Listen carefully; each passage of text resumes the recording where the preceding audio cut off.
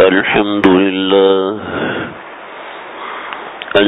لله نحمده ونستعينه ونستغفره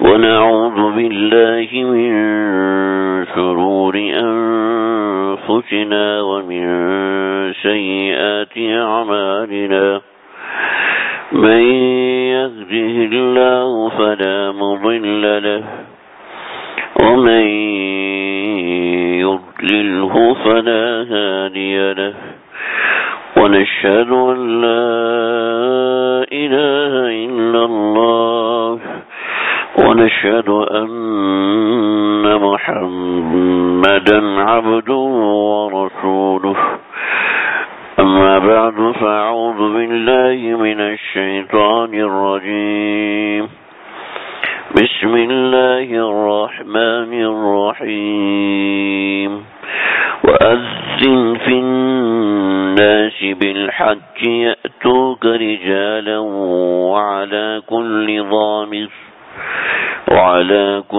ضامر يأتين من كل فج عميق ليشهدوا منافع لهم وقال تعالى الحج أشهر معلومات فمن فرض فيهن الحج فلا رفث ولا فسوق ولا جدال في الحج وما تفعلوا من خير يعلمه الله وتزودوا فإن خير الزاد التقوى واتقون يا أولي الألباب صدق اللہ العظیم. آپ حضرات کی خدمت میں سورہ حج کی آیت نمبر 27 اور سورہ بقرہ کی آیت نمبر 197 پڑھی. اللہ تعالیٰ نے ہم سب کی روحوں کا ایک مرکز بنایا ہے اور اسی طریقے سے ہماری جانوں کا بھی ایک مرکز بنایا ہے. روح اور جسم مل کے انسان کو بناتی ہے،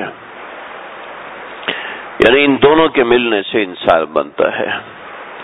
لیکن ہر چیز اپنے مرکز سے تعلق رکھتی ہے. اللہ نے جو بھی چیز بنائی ہے اس میں دو خاصیتیں رکھی ہیں.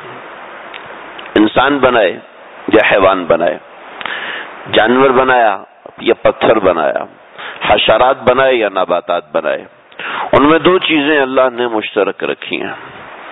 پہلی چیز یہ کہ اس کا اپنے مرکز سے ایک تعلق ہوتا ہے. مرکز سے تعلق کے بغیر وہ نہیں رہ سکتی. دوسری چیز، اللہ نے اس کو جوڑے کے ساتھ بنایا. کسی کو اللہ نے اکیلا پیدا نہیں فرمایا.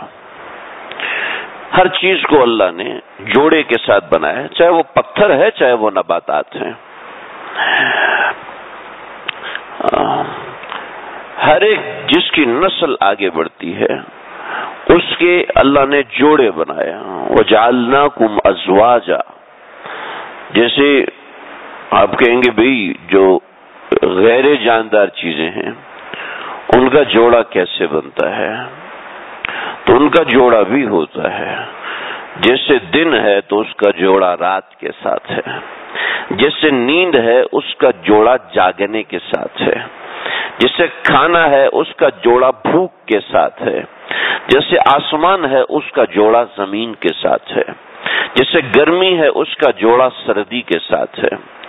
تو تعرف الاشیاء بازدادها، ہر چیز اپنے ضد سے اپنی جوڑے سے پہچانی جاتی ہے. تو اللہ تعالیٰ نے یہ دو خاصیتیں ہر ایک کے ساتھ رکھی ہیں. دوسری خاصیت پہ ہمیں بات نہیں کرنی. پہلی خاصیت کے اوپر آج کچھ بات کرنے کا ارادہ ہے. اللہ سے دعا ہے اللہ میرے اور ہم سب کے دلوں میں ان باتوں کو اتار دے. اللہ نے ہمارے جسم اور ہماری روح کا ایک مرکز بنایا ہے اور وہ مرکز ہے کعبۃ اللہ۔ اللہ نے اپنے گھر کو ہماری روحوں کا اور ہمارے جسموں کا مرکز بنایا۔ آدم علیہ نبینا علیہ الصلوۃ والسلام و تسلیمات کو جب اللہ نے زمین پر اتارا تو زمین پر اتارنے کے ساتھ ہی اللہ نے کعبۃ اللہ کو بھی ساتھ ہی اتارا، اور آدم علیہ الصلوۃ والسلام کا جو نزول ہوا ہے وہ صفا پہاڑی پر ہوا۔ کعبۃ اللہ اس جگہ پر، یہ کعبۃ اللہ ہے، اس کے 4 کونے ہیں، اس طرف حجر اسود ہے اور یہ حتیم ہے۔ حتیم سے پہلے کی جو کونا ہے اس کی سین میں، جس کو رکن عراقی کہتے ہیں، اس کی سین میں چلے جائیں تو ایک پہاڑی ہے، اس پہاڑی کا نام ہے صفا۔ ان الصفا والمروۃ من شعائر اللہ فمن حج البیت او اعتمر فلا جناح ان يطوف بهما، کہ جو حج کے لیے جاتا ہے، جو عمرے کے لیے جاتا ہے، انہیں چاہیے کہ اس کا بھی چکر لگائیں۔ ان الصفا والمروۃ من شعائر اللہ، یہ اللہ کی نشانی ہے، لہذا آج تک کوئی اس پہاڑی کو توڑ نہیں سکا، نہ کسی نے توڑنے کی کوشش کی۔ یہ نہیں کہ سارے دوست ہی تھے، بلکہ دشمن بھی آئے، ایسے دشمن بھی آئے۔ ابو طاہر قرامتہ سے آیا تھا، ابو طاہر قرامتی، اس نے کعبۃ اللہ کے اندر آ کے حجاج کو روکا، اور روک کر سارے کے سارے جو طواف کرنے والے تھے اور جو عمرہ کرنے والے تھے، جو حج کرنے والے تھے، ان سب کو قتل کر دیا۔ اور اس کا گھوڑا کعبۃ اللہ میں آیا، اور گھوڑا کعبۃ اللہ میں آ کے اس نے پیشاب کیا، اس نے کعبۃ اللہ میں آ کے شراب پیا، اور پھر اس نے جو ہے حجر اسود کو اپنی جگہ سے نکالا اور حجر اسود کو لے کر چلا گیا۔ 21 سال تک حجر اسود غائب رہا۔ تو ایسا نہیں ہے کہ صرف دوست ہی آئے، بلکہ دشمن بھی آئے، اور انہوں نے کعبۃ اللہ کو منہدم کرنے کا بھی سوچا۔ الم تر کیف فعل ربک باصحاب الفیل الم یجعل کیدہم فی تضلیل۔ تو دوست بھی آئے اور دشمن بھی آئے، لیکن کوئی بھی ان پہاڑیوں کو ہٹا نہ سکا، اس لیے کہ یہ اللہ کے شاعرہ ہے، اللہ کے شاعر ہیں۔ تو ان الصفا والمروۃ من شعائر اللہ، اور حدیث میں آتا ہے جب قیامت آئے گی تو قیامت کے وجود میں چند نشانیاں ہیں جو کہ بالکل واضح ہیں۔ ان نشانیوں میں سے ایک نشانی دابۃ الارض ہے، یہ ایک جانور ہوگا جو کہ سب انسانوں سے انسانوں کی طرح باتیں کرے گا اور تھوڑی ہی دیر میں ساری دنیا کا چکر لگائے گا۔ وہ دابۃ الارض کیسا ہوگا پتہ نہیں، اس کو موبائل فون کہتے ہیں یا اس کو کوئی مشینری کہتے ہیں، یا اس کی اصل حیثیت کیا ہوگی؟ جیسے حدیث میں آتا ہے کہ دجال کے پاس ایک گدھا ہوگا، اور جس گدھے پہ وہ سواری کرے گا وہ گدھا اتنا تیز بھاگے گا کہ وہ چند ساعتوں کے اندر، جس کی مقدار علماء نے لکھی ہے کہ 1.25 گھنٹہ، یعنی 1 گھنٹہ اور 15 منٹ، یعنی اتنے وقت کے اندر وہ ساری زمین کا چکر لگائے گا، اور اس کے دونوں کانوں کے درمیان 70 ہاتھ کا فاصلہ ہوگا۔ حدیث میں آیا 70 ہاتھ کا فاصلہ ہوگا۔ اب اسرائیل نے جو جہاز بنایا ہے جو کہ آواز سے زیادہ تیز رفتار پہ اڑان بھرتا ہے، بہت سے بھرتے ہیں، لیکن وہ جو جہاز ہے وہ ساری زمین کا چکر لگاتا ہے 1 گھنٹہ 15 منٹ، یعنی اس کے چکر لگانے میں اس کو 75 منٹس چاہیے۔ یہ ساری زمین کا ایک چکر، یعنی ایک طرف سے دوسری طرف اس کو پہنچنے میں 75 منٹ لگتے ہیں، اور اس کے دونوں انجن کے درمیان جو فاصلہ ہے، وہ دونوں انجن کے درمیان کا فاصلہ جو ہے وہ 70 ہاتھ کا ہے، جو کہ ہمارے آقا صلی اللہ علیہ وسلم نے فرمایا تھا کہ دجال کا گدھا ایسا ہوگا کہ اس کے دونوں کانوں کے درمیان 70 ہاتھ کا فاصلہ ہوگا۔ تو دابۃ الارض کیا ہے؟ بل جو چیز بھی ہے وہ اس صفا پہاڑی کے اندر سے نکلے گا اور صفا پہاڑی پھٹ جائے گی۔ خیر بات دوسری طرف نکل گئی، تو صفا پہاڑی کے اوپر حضرت آدم علیہ السلام اترے، اور مروہ پہاڑی پر حضرت حوا علیہ السلام و تسلیمات یہ اتری ہیں، اور یہ یہاں سے نکلے، اور یہاں سے 14-15 کلومیٹر دور ہے مقام عرفات، وہاں پر نشان بھی بنا ہے، ان دونوں کی ملاقات وہاں پہ جا کے ہوئی ہے۔ اور آدم علیہ السلام کے اترنے کے ساتھ اللہ تعالیٰ نے کعبۃ اللہ کو بھی زمین پر اتارا تھا۔ جب طوفان نوح آیا تو طوفان نوح آنے کے ساتھ اللہ تعالیٰ نے کعبۃ اللہ کو آسمان پہ اٹھا لیا۔ کعبۃ اللہ کا جو خانہ ہے اس کی بات ہو رہی ہے۔ حضرت نوح علیہ الصلوۃ والسلام سے لے کر حضرت ابراہیم علیہ الصلوۃ والسلام کے درمیان جتنے انبیاء آئے ہیں ان سب نے اس جگہ کا طواف کیا ہے۔ اس وقت کعبۃ اللہ موجود نہیں تھا۔ پھر حضرت ابراہیم علیہ الصلوۃ والسلام نے کعبۃ اللہ کی تعمیر اثر نو کی، انہیں بنیادوں پر کی جن بنیادوں پر پہلے موجود تھا۔ حضرت جبریل علیہ الصلوۃ والسلام اس کو لے کر آئے تھے یا انہوں نے آ کے تعمیر کیا تھا، تو انہیں بنیادوں پر حضرت ابراہیم علیہ الصلوۃ والسلام نے تعمیر کیا۔ اور یہ کعبۃ اللہ، اس کے بعد اللہ نے حکم دیا کہ آپ اس کے ساتھ جو صفا پہاڑی ہے، اس پہاڑی کے ساتھ ایک پہاڑ تھا جبل ابی قبیس، اس جبل ابی قبیس پہ بھی محل بنا ہوا ہے، تو اس جبل ابی قبیس پہ آپ چڑھ جائیے اور آپ اعلان کیجئے حج کے بارے میں، وَأَذِّن فِي النَّاسِ بِالْحَجِّ، آپ لوگوں میں حج کا اعلان کیجئے۔ تو حضرت ابراہیم علیہ السلام نے پوچھا کہ اللہ جی میری آواز لوگوں تک کیسے جائے گی، یہاں تو آواز جاتی نہیں ہے کسی طرف۔ تو اللہ نے فرمایا آواز لگانا تیرا کام ہے، آواز پہنچانا میرا کام ہے۔ تو حدیث میں آتا ہے کہ اس کے جواب میں لوگوں نے تلبیہ پڑھا تھا، روحوں نے تلبیہ پڑھا تھا، تو لبیک اللہم لبیک لبیک لا شریک لک لبیک، یہ تلبیہ پڑھا تھا۔ جس روح نے جتنی مرتبہ تلبیہ پڑھا تھا اللہ اس روح کو اتنے حج کرنے کی سعادت نصیب فرمائیں گے۔ تو یہ ہماری روحوں کا مرکز ہے اور یہی کعبہ ہمارے دلوں کا مرکز ہے۔ اللہ تعالیٰ نے مالدار شخص پر کہ جس کے پاس اتنا مال ہے کہ وہ حج کو جا سکتا ہے، پہلی بات۔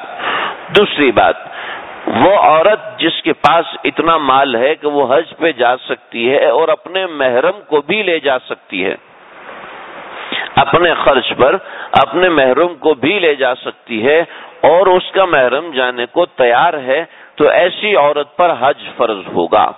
اور پھر الحج اشہر معلومات، مخصوص مہینے ہیں، ان کے اندر اگر کسی کے پاس اتنا مال آ گیا، جیسے کہ آج کے زمانے میں کسی کے پاس 275,000 یعنی 2,75,000 روپیہ اگر کسی کے پاس ہے تو ایسے شخص پر حج فرض ہو جائے گا۔ نمبر 1 یہ۔ نمبر 2 یہ کہ جن دنوں میں حج کے لیے تیاری ہو رہی ہے ان دنوں میں اگر کسی کے پاس اتنا پیسہ ہے تو اس شخص پر حج فرض ہے۔ یہ صرف پیسہ نہیں ہے، پیسے کے 4 قسمیں ہیں۔ پہلی قسم نقد، اس کو بھی ہماری شریعت میں دولت مانا جاتا ہے، اور دولت، پیسے کو تو ہر شخص دولت مانتا ہے۔ دوسرا سونا، کسی بھی فارمیٹ، کسی بھی شکل میں رکھا ہوا ہے۔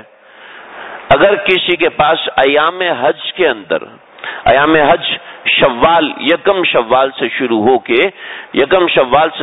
کے 9 ذی الحج کی مغرب پہ جا کے ختم ہوتے ہیں، تو کسی کے پاس ان ایام حج، یہ یعنی کہ فرضیت حج کی بات ہو رہی ہے، ورنہ ایام حج تو جو ایام ہیں وہ آگے تک چلتے ہیں۔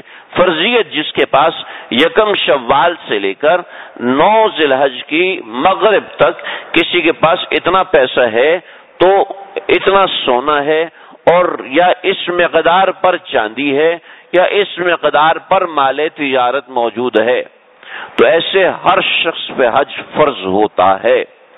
ہماری عورتوں کے پاس عام طور پہ 10-10 15-15 تولے سونا ہوتا ہے، ان کے شوہروں سے، بھائیوں سے کہیں حج کا ارادہ کہا یار کاش دعا کرو کہیں سے اسباب بن جائے تو ہم حج کر لیں۔ حالانکہ ان کے محرم کے پاس موجود ہے، ان کا محرم جانے کو تیار ہے، اور پھر بھی وہ حج نہیں کر رہی، یا ایسا آدمی جس کے پاس اتنا پیسہ ہے یا کوئی ایسا پلاٹ یا مکان بیچنے کے لیے رکھا ہوا ہے، تو ایسے شخص پر بھی حج فرض ہوتا ہے۔ کتنے لوگوں کو میں جانتا ہوں، آپ بھی بہت سے لوگوں کو جانتے ہوں گے کہ جن کے پاس اتنا پیسہ ہوتا ہے کہتے نہیں بیٹی کی شادی کرنی ہے اس لیے حج نہیں کرتے۔ نبی کریم صلی اللہ علیہ وسلم کا ارشاد ہے کہ جس کے اوپر حج فرض ہو اور وہ حج نہ کرے تو چاہے یہودی مرے چاہے نصرانی مرے، ہمارا ان سے کوئی تعلق نہیں۔ کتنے سخت جملے ہیں۔ کتنی سخت بات ہے. اور پھر وہ مبارک ترین مقام، مبارک ترین جگہ کہ جہاں اللہ کی تجلیات کیا ہوتی ہیں. میں تھوڑی آپ لوگوں کی توجہ چاہوں گا، تھوڑا متوجہ ہو کے بیٹھیں گے نا تو مجھے بھی بات کرنے میں مزہ آئے گا. بڑی ضروری بات بتا رہا ہوں. آپ کسی کو بہت ہی ضروری بات بتائیں، وہ منہ دوسری طرف کر کے بیٹھا ہو نا تو آپ کا دل بھی کھٹا ہو جائے گا. میں تو قرآن کی، اللہ کے نبی کی بات بتا رہا ہوں، اپنی بات تو سنا بھی نہیں رہا. اللہ کی ذات سے اٹھنے والی جو تجلیات ہیں، اس مسجد پر بھی اللہ کی توجہ ہے، ہر بندے پر اللہ کی توجہ ہے، ہر گناہ کرنے والے پر بھی اللہ کی توجہ ہے، نیکی کرنے والے پر بھی اللہ کی توجہ ہے. لیکن کعبۃ اللہ جو ہے حرم شریف، اس کے اوپر اللہ رب العزت کی ذاتی تجلیات، اللہ کی ذات کی تجلیات. دیکھیں ہم کہتے ہیں بھئی اپنے نوکر کہتے ہیں بھئی ان کو کھانا کھلا دینا، یہ نوکر کو کہہ رہے ہیں، ملازم کو کہہ رہے ہیں کہ بھئی اپنے بیٹے کو کہتے ہیں بیٹا تم وہاں سے ہوا نا میری طرف سے پوچھ لینا. ایک تو یہ، اور دوسرا یہ کہ ہم خود کسی کے استقبال کے لیے جائیں تو وہ میری ذات کے لیے کوئی اہم شخصیت ہوگی. اللہ رب العزت کی ذاتی 120 انوار، 120 رحمتیں کعبۃ اللہ پر ہر وقت نازل ہو رہی ہوتی ہیں. ہر وقت اللہ کی ذات سے نکلنے والی تجلیت. اللہ کی ذات کیا ہے ہم سمجھ نہیں سکتے، ہم جان نہیں سکتے. کسی نے پوچھا کہ اللہ کی ذات نظر کیوں نہیں آتی، اتنی قریب ہے، نحن اقرب الیہ من حبل الورید، کہ ہم تو تمہاری شاہ رگ سے بھی زیادہ قریب ہیں. تو بزرگ فرمانے لگے میاں دیکھو وہ دیوار تمہیں نظر آ رہی ہے؟ کہ جی بالکل نظر آ رہی ہے. کہ ٹھیک ہے اب یہ بتاؤ کہ میرا ہاتھ تمہیں نظر آ رہا ہے؟ کہ جی بالکل نظر آ رہا ہے. اور پھر ان کی آنکھوں پہ ہاتھ رکھا، ہاں اب بتاؤ میرا ہاتھ نظر آ رہا ہے؟ کہ جی حضرت ابھی تو ہاتھ نظر نہیں آ رہا. کہ جس کا قرب زیادہ ہوتا ہے اس کا وجود نظر نہیں آتا، جس کا قرب زیادہ ہوتا ہے اس کا وجود نظر نہیں آتا، اور اس کا وجود اگر محسوس کریں تو ہوتا ہے، ورنہ اس کا وجود بھی محسوس نہیں ہوتا جس میں قرب زیادہ ہوتا ہے. بھائی ہر ایک کے پاس دل تو ہے اور دھڑکتا بھی ہے. کوئی بتا سکتا ہے میرا دل دن میں کتنی مرتبہ دھڑکا آج؟ وہ جو سائنٹیفک کیلکولیشن ہے وہ تو بتا دے گا، لیکن گن کے نہیں بتا سکتا. جو چیز اپنے زیادہ قریب ہوتی ہے اس کے وجود کا احساس ہونے کے لیے اس پر خاص توجہ کی ضرورت ہوتی ہے. جب انسان کعبۃ اللہ میں جاتا ہے، جب انسان اس طرف رخت سفر کرتا ہے تو انسان کے دل پر اس کا خاص اثر ہوتا ہے. لیکن ہائے یہ جو شخص گناہ کرتا ہے اور شرعام گناہ کرتا ہے، ایسے شخص کے لیے کیا معاملہ ہے. حدیث میں آتا ہے میرے آقا صلی اللہ علیہ وسلم نے فرمایا قرب قیامت میں کچھ لوگ آئیں گے کہ امیر لوگ حج اس لیے کریں گے کہ تجارت ہوگی، اور متوسط لوگ حج اس لیے کریں گے کہ ریاکاری ہوگا، اور غریب لوگ حج اس لیے کریں گے کہ سیر و سیاحت ہوگی. چند ایک لوگ ہی ہوں گے جو اخلاص کے ساتھ حج کرتے ہیں. اور آپ دیکھیں کہ پہلے تو لوگ حج کرتے ہی نہیں. جی میں بیمار ہوں، جی میری بچی کی شادی ہے، جی میرے پاس کچھ عوارضات ہیں، اگلے سال کر لیں گے. اور پہلی بات تو یہ ہوتی ہے کہ حج کے لیے جانے کا جذبہ ہی نہیں ہوتا. حج پہ جانے کا، ارے وہاں کی ایک ایک چیز میں انوار ہیں، ایک ایک چیز میں اللہ کے نبی کی یاد ہے. صرف کعبۃ اللہ جو ہے نا، صرف کعبۃ اللہ کی جو جگہ ہے اس کے چاروں طرف جہاں ہم طواف کرتے ہیں، بڑی مضبوط اور مستند روایت آپ کو بتا رہا ہوں، جہاں ہم طواف کرتے ہیں اس جگہ پہ 4,500 انبیاء مدفون ہیں. 4,500 انبیاء یہاں پر دفن کیے گئے، اور پھر وقت کے زمانے کے ساتھ ساتھ وہ چیزیں ختم ہوئی.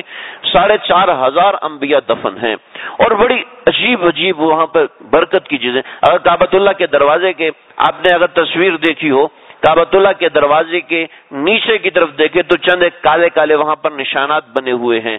یہ کالے کالے نشانات یہاں پر 1975 تک ایک کھڈا ہوا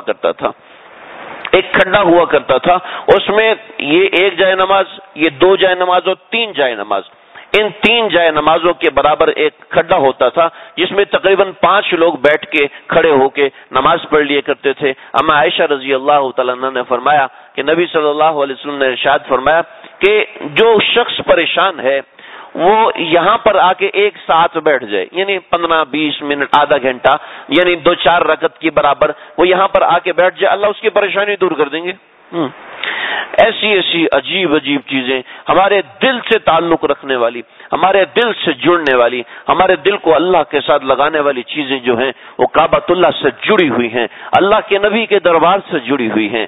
تو بھائی جس کے پاس وسعت ہو وہ تو ارادہ کرے، اور جس کے پاس وسعت نہیں ہے وہ بھی ارادہ کرے۔ حضرت مفتی اعظم پاکستان حضرت مفتی رفیع عثمانی صاحب دامت برکاتہم فرماتے ہیں کہ جس کے پاس وسعت نہیں ہے اس کے ارادے کی بات میں اس لیے کر رہا ہوں، اس لیے کہ ہمارے والد محترم حضرت مفتی اعظم پاکستان حضرت مفتی شفیع صاحب نے مجھ سے پوچھا، میاں تم نے حج کا ارادہ کیا؟ بابا جی میں کیسے حج کا ارادہ کروں، میرے پاس تو کچھ بھی نہیں، مجھے جو خرچی ملتی ہے وہ 1 آنا ملتی ہے، 1 روپے میں 16 آنے ہوتے تھے، کہ ہمیں جو خرچی ملتی ہے وہ 1 آنا ہے، تو ہم کہاں سے حج کریں گے؟ حج کے اندر تو اس زمانے کے اندر 6-7 ہزار روپیہ لگتا تھا، تو اس میں تو 6-7 ہزار روپیہ، ہمارے پاس تو 2 روپے ہو جائیں، یہ بھی بہت بڑی بات ہے۔ میاں تم ارادہ کرو اور ارادے کے ساتھ جو تمہاری وسعت ہے اس کو جمع کرنا شروع کرو۔ تو کہنے لگے کہ میں نے پیسے جمع کرنا شروع کیے، تو میں نے 5 روپے جمع کر لیے، اور میرے بھائی چھوٹے بھائی حضرت شیخ الاسلام حضرت مفتی تقی عثمانی صاحب انہوں نے 10 روپے جمع کیے، انہوں نے 10 روپے اور میں نے 5 روپے جمع کیے، میں نے 5 روپے جمع کیے، اللہ نے مجھے 1 حج کروایا، اور انہوں نے اس زمانے میں 10 روپے جمع کیے، اللہ نے انہیں 2 حج کرائے۔ ابھی تو ہر سال جاتے ہیں، ابھی تو حکومت کی طرف سے بھیجا جاتا ہے اور نمائندہ کی طور پہ بھیجا جاتا ہے، یا جیسے بھی بھیجا جاتا ہے، تفاصیل ان کو معلوم ہوگی۔ تو یہ پہلے کی بات کہ فرمایا کہ آپ اللہ کو جذبہ دکھاؤ، اللہ جی میرے پاس 100 روپے ہے میں اس کو جمع کر رہا ہوں، میرے پاس 50 روپے ہے میں اس کو جمع کر رہا ہوں، میرے پاس 10,000 ہے، میری تنخواہ 5,000 ہے، میری تنخواہ 50,000 ہے، گھر کا خرچہ 60,000 ہے، پھر بھی 2 روپے 100 روپے 300 روپے 400 روپے تو جمع کر سکتے ہیں۔ فرمایا کہ حج کے ارادے سے یا عمرے کے ارادے سے کچھ پیسے جمع کرنا شروع کرو، وہاں لوگ جاتے نہیں ہیں، بلائے جاتے ہیں، وہاں پیسوں سے کوئی نہیں جا سکتا، وہاں آمدنی سے۔ میرے استاد محترم فرماتے ہیں 1990 میں حج پہ گیا، اور حج میں جا کے میں نے وہاں پر ٹیکسی میں بیٹھا، اور ٹیکسی میں بیٹھ کے حرم تک پہنچا، تو ایک ٹیکسی ڈرائیور وہ کہنے لگا، وہ حاجیوں کو گالیاں دے، وہ ماں اور بہن کی گالیاں عربی میں دے رہے، تو جب وہ گالیاں دے کے فارغ ہوا تو اس کو وہ سمجھا پاکستانی، اس کو بھی عربی نہیں آتی، تو یہ تو یہاں عربی کے استاد تھے پاکستان میں، تو عربی میں اسے کہنے لگے بھیا اب حاجیوں کو گالیاں دیتے ہو، یہ بہت بری بات ہے۔ اس کو سمجھایا، گالی دینا، حدیثیں سنائی، وہ حدیثیں ساری سن کے ہنسنے لگا۔ کیا بھائی ہم روزانہ ایسی باتیں سنتے ہیں، تم آج ہمیں پتہ نہیں کہاں سے سنا رہے ہو، ہم تو عربوں کی سنتے ہیں، ائمہ کی سنتے ہیں کبھی، تو تم حاجیوں کو گالیاں کیوں دے رہے تھے؟ کہا تو گالیاں تو بہت چھوٹی سی بات ہے، یہ جو تم حرم میں جاتے ہو نا، میں کبھی حرم میں گیا ہی نہیں ہوں، کبھی حرم میں نہیں گیا۔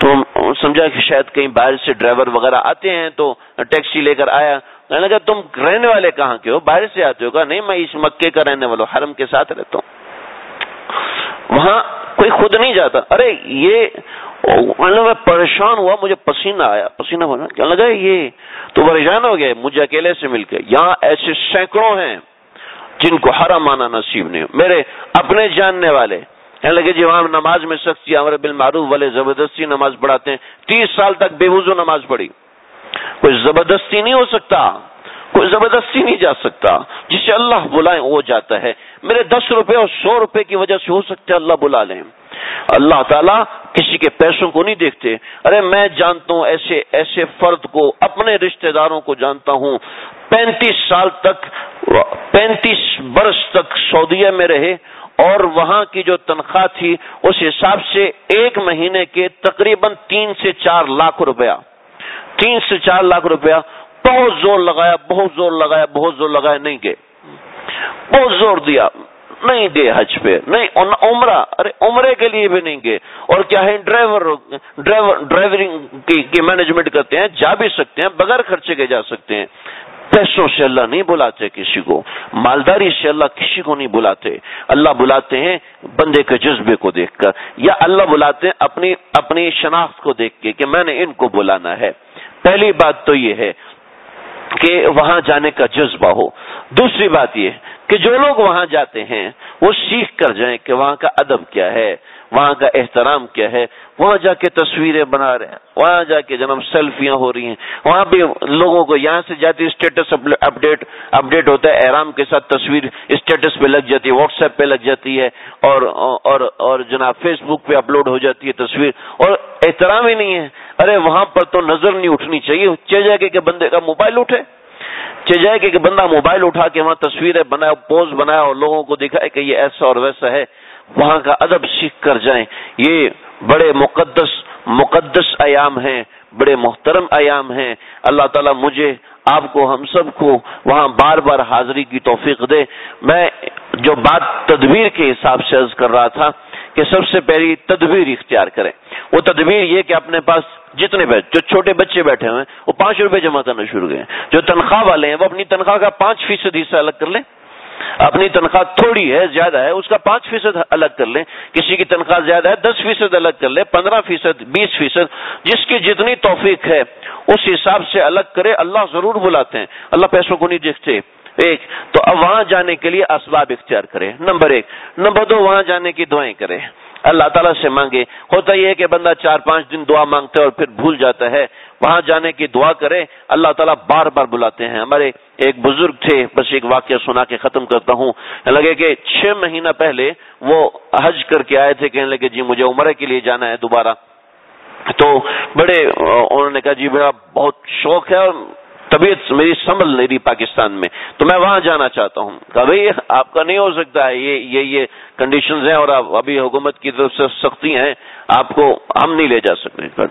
انہوں نے اپنا پاسپورٹ وہیں پر بھول گئے اور آگے وہاں سے.